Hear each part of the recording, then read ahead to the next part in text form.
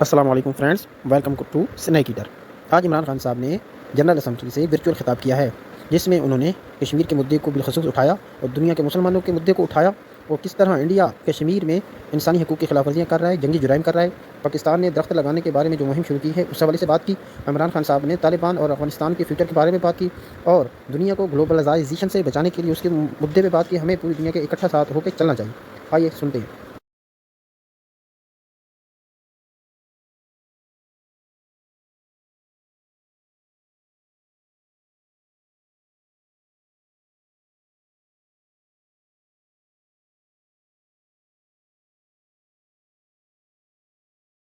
We must adopt clear investment strategies which help alleviate poverty, promote job creation, build sustainable infrastructure, and of course, bridge the digital divide. I propose that the Secretary General convene an SDG summit in 2025 to review and accelerate implementation of sustainable development goals. Mr. President, because of the plunder of the developing world by their corrupt ruling elites, the gap between the rich and the poor countries is increasing at an alarming speed. Through this platform, I've been drawing the world's attention towards the scourge of illicit financial flows from developing countries. The Secretary General's high-level panel of financial accountability, transparency and integrity, called the Fact Eye Panel, has calculated that a staggering $7 trillion in stolen assets are parked in financial haven destinations. This organized theft and illegal transfer of assets has profound consequences for the developing nations. It depletes their already meager resources, accentuates the levels of poverty, especially when laundered money puts pressure on the currency and leads to its devaluation. At the current rate, when the Fact Eye Panel estimates that $1 trillion every year is taken out of the developing world, there will be a mass exodus of economic migrants towards the richer nations. What the East India Company did to India, the crooked ruling elites are doing to the developing world, plundering the wealth and transferring it to Western capitals and offshore tax havens. And Mr. President, retrieving the stolen assets from the developed countries is impossible for poor nations. The rich countries have no incentives or compulsion to return this ill-gotten wealth. And this ill-gotten wealth belongs, remember, to the masses of the developing world. I foresee in the not-too-distant future, a time will come when the rich countries will be forced to build walls to keep out economic migrants from these poor countries. I fear a few wealthy islands in the sea of poverty will also turn into a global calamity like climate change. The General Assembly must take steps meaningfully to address this deeply disturbing and morally repugnant situation, naming and shaming the haven destinations and developing a comprehensive legal framework to halt and reverse the illicit financial flows are most critical actions to stop this great economic injustice. And at a minimum, the recommendations of the Secretary General's Fact Eye Panel should be fully implemented. Mr. President, Islamophobia is another pernicious phenomena that we all need to collectively combat. In the aftermath of the 9/11 terrorist attacks, terrorism has been associated with Islam by some quarters. This has increased the tendency of right-wing xenophobic and violent nationalist, extremists and terrorist groups to target Muslims. The UN Global Counter-Terrorism Strategy has recognized these emerging threats. We hope the Secretary General's report will focus on these new threats of terrorism posed by Islamophobes and right-wing extremists. I call on the Secretary General to convene a global dialogue on countering the rise of Islamophobia. Our parallel efforts at the same time should be to promote interfaith harmony, and they should continue. Mr. President, the worst and most pervasive form of Islamophobia now rules India. The hate-filled Hindutva ideology propagated by the fascist RSS BJP regime has unleashed a reign of fear and violence against India's 200 million Muslim strong community. Mob lynching by cow vigilantes, frequent pogroms such as the one in New Delhi last year, discriminatory citizenship laws to purge India of Muslims, and a campaign to destroy mosques across India and obliterate its Muslim heritage and history are all part of this criminal enterprise. New Delhi has also embarked on what it ominously calls the final solution for Jammu and Kashmir dispute. It has undertaken a series of illegal and unilateral measures in occupied Jammu and Kashmir since 5th August 2019.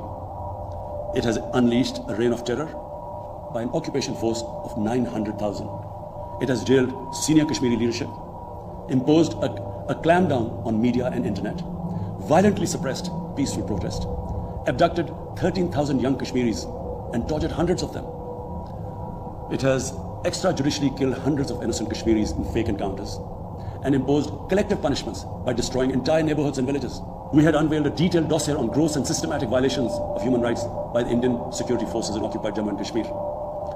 This repression is accompanied by illegal efforts to change the demographic structure of the occupied territory and transform it from a Muslim majority into a Muslim minority. Indian actions violate the resolutions of the United Nations Security Council on Jammu and Kashmir.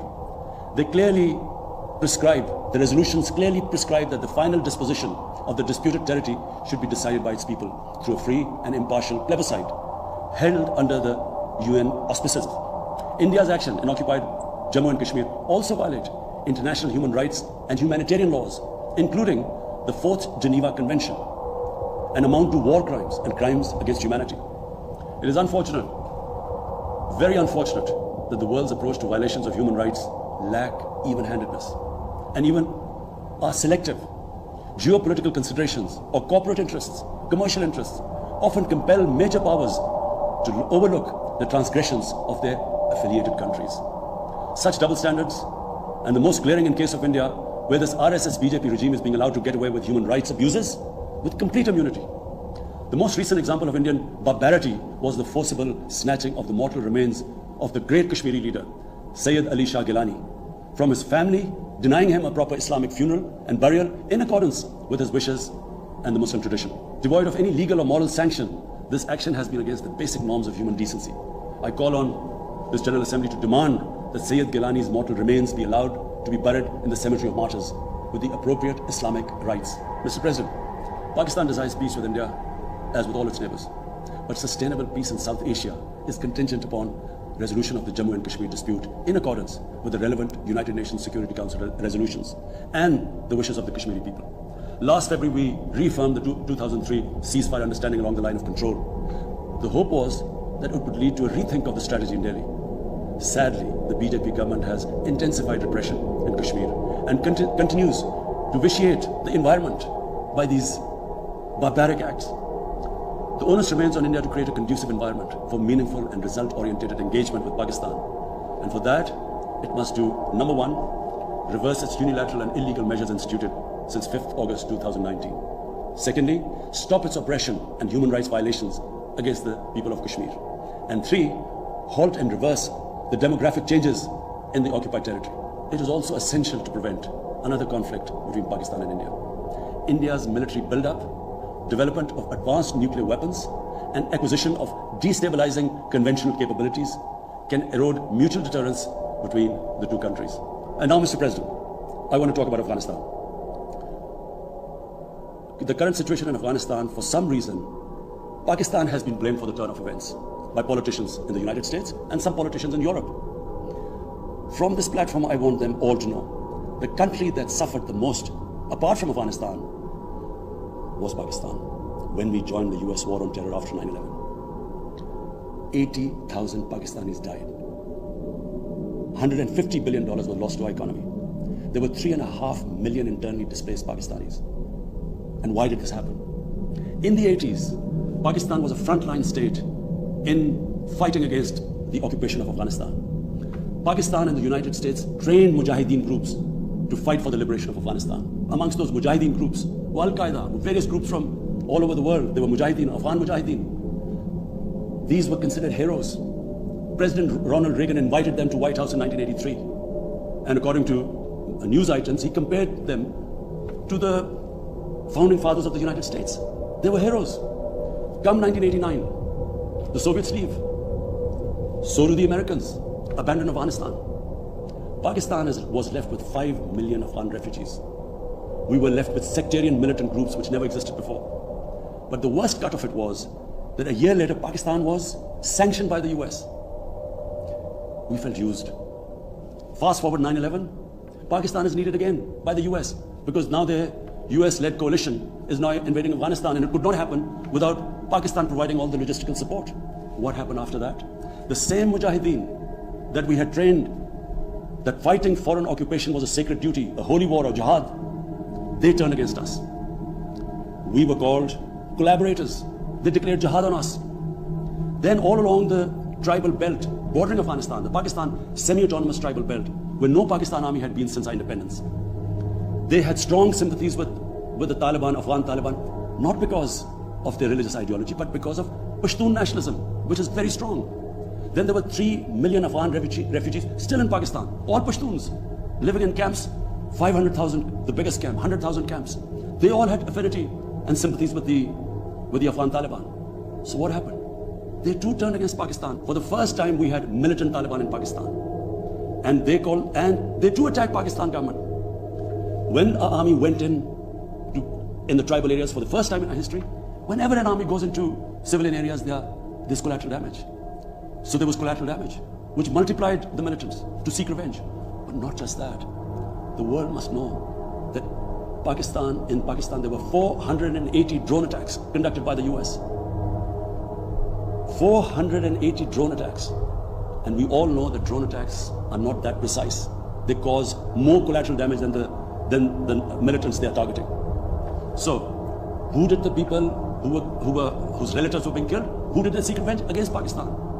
Between 2004 and 2014, there were 50 different militant groups attacking the state of Pakistan. At one point, people like us were worried that will we survive this? There were bombs going all over Pakistan. Our capital was like a fortress.